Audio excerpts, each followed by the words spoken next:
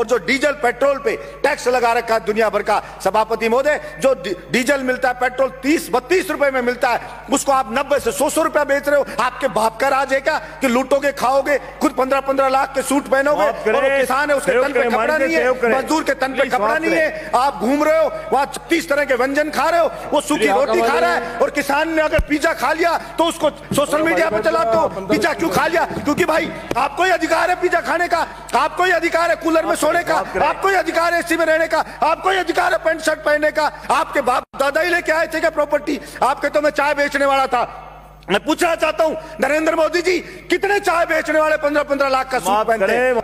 सभापति महोदय, भाड़े के टट्टू रख रखे, सोशल मीडिया पे रख रखे हैं, वो मोदी करते हैं, वो उसकी बड़ाई करते हैं, वो भड़ाई करते हैं। और मैं कहता हूं ऐसे ही चाटुकार, और कुछ चाटुकार होते हैं, वही उसको मरवाते हैं, वही उसको बर्बाद करवाते हैं, और यही हश्र आप देखना सभापति महोदय, ये केंद्र सरकार का होने वाला है। इसलिए मैं तो मांग करता हूं यहां से कि नरेंद्र मोदी को हाथ जोड़ करके और सर झुका करके और माफी मांगनी चाहिए देश के किसानों से कि मुझसे गलती हो गई, मेरी मति भ्रष्ट हो गई थी, मेरी बुद्धि भ्रष्ट हो गई थी, इसलिए मैं अहंकार में आ गया था, और मैं माफी मांगता हूं, मैं इन बिलों को वापस लेता हूं, और एमएसपी पे पूरी फसलों को खरीदे। विनाश काले विपरीत बुद्धि, किसी भी राजा का विनाश आ जाता है ना, विनाश आ जाता है, तब वो इस प्रकार का एक्ट करता है कि मैं जनता की मांग को नहीं सुनूंगा, मेरा करना है जो कर लीजिए। चाणक्य ने भी कहा है कि अगर वास्तव में जनता विरोध में आने लगे, जब वास्तव में राजा को लगे कि सड़क पे जनता उतरने लगी है, तो उस अहंकारी राजा को तुरंत उनकी समस्याओं को ध्यान में रख करके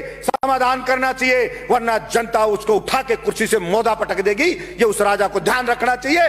मैं कहना चाहता हूं मेरे इस सदन से कि नरेंद्र मोदी जी को भी ये अहंकार नहीं रखना चाहिए। ये जनता उठा के ऐसा पटक देगी कि वो कल्पना भी नहीं कर सकते। और वही लोग जो आज मोदी कर रहे हैं, जो आज जयकारे लगा रहे हैं, वही उनको गाली देते हुए नजर आएंगे कि इस मोदी के कारण हम बर्बाद हो गए, सब कुछ लुट गए, जनता की गालियां खा रहे हैं। वो सब के सब कहना पड़ेगा। देश जो बना है वो यहां पे रहने वाले लोगों से सभापति महोदय देश बना है।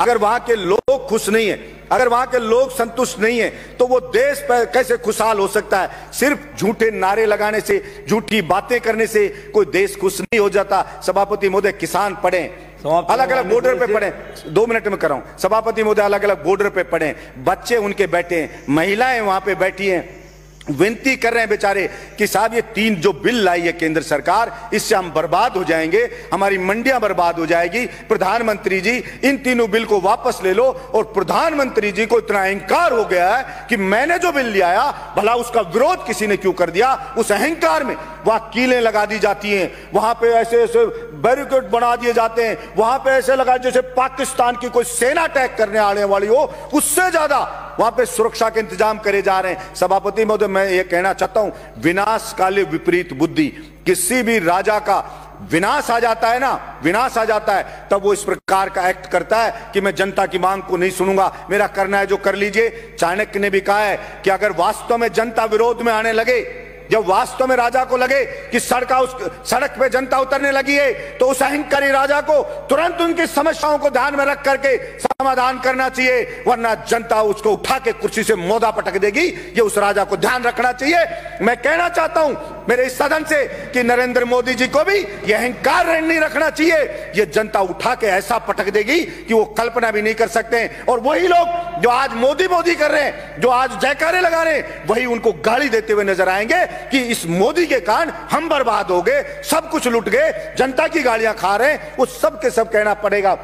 सभापति महोदय, भाड़े के टट्टू रख रखे हैं, सोशल मीडिया पे रख रखे हैं, वो मोदी करते हैं, वो उसकी बड़ाई करते हैं, वो भड़ाई करते हैं। और मैं कहता हूं ऐसे ही चाटुकार, और कुछ चाटुकार होते हैं, वही उसको मरवाते हैं, वही उसको बर्बाद करवाते हैं। और यही हश्र आप देखना सभापति महोदय, ये केंद्र सरकार का होने वाला है। इसलिए मैं तो मांग करता हूं यहां से कि नरेंद्र मोदी को हाथ जोड़ करके और सर झुका करके और माफी मांगनी चाहिए देश के किसानों से कि मुझसे गलती हो गई, मेरी मति भ्रष्ट हो गई थी, मेरी बुद्धि भ्रष्ट हो गई थी, इसलिए मैं अहंकार में आ गया था, और मैं माफी मांगता हूं, मैं इन बिलों को वापस लेता हूं, और एमएसपी पे पूरी फसलों को खरीदे। और जो डीजल पेट्रोल पे टैक्स लगा रखा है दुनिया भर का, सभापति महोदय, जो डीजल मिलता है, पेट्रोल 30-32 रुपए में मिलता है, उसको आप 90 से 100 रुपया बेच रहे हो। आपके बाप का राज है क्या कि लूटोगे, खाओगे, खुद 15-15 लाख के सूट पहनोगे, और किसान है उसके तन पे कपड़ा नहीं है, है, मजदूर के तन पे कपड़ा नहीं है, आप घूम रहे हो वहां 36 तरह के व्यंजन खा रहे हो, वो सूखी रोटी खा रहा है, और किसान ने अगर पिज्जा खा लिया तो उसको सोशल मीडिया पर चलाते हो, पिज्जा क्यों खा लिया? क्योंकि भाई आपको ही अधिकार है पिज्जा खाने का, आपको ही अधिकार है कूलर में सोने का, आपको ही अधिकार है एसी में रहने का, आपको ही अधिकार है पैंट शर्ट पहनने का। आपके बाप दादा ही लेके आए थे क्या प्रॉपर्टी? आपके तो मैं चाय बेचने वाला था। मैं पूछना चाहता हूं नरेंद्र मोदी जी, कितने चाय बेचने वाले 15-15 लाख का सूट पहनते हैं, और वो किसान है, वो कल भी फटी धोती में था, आज भी फटी धोती में था। फिर कहां से आप जनता के तेजी हो गए? आपने मूर्ख बनाया, भावनाओं को भड़काया जनता की को, और आप जनता को भड़का के वहां बैठ गए, और इस बात का पाप लगेगा। और आपको मैं तो कहता हूं कि देखना, इसी जिंदगी में रहते रहते आपको सजा भुगत के जानी पड़ेगी। ये मैं आपके बीच में कहना चाहता हूं। धन्यवाद सभापति महोदय।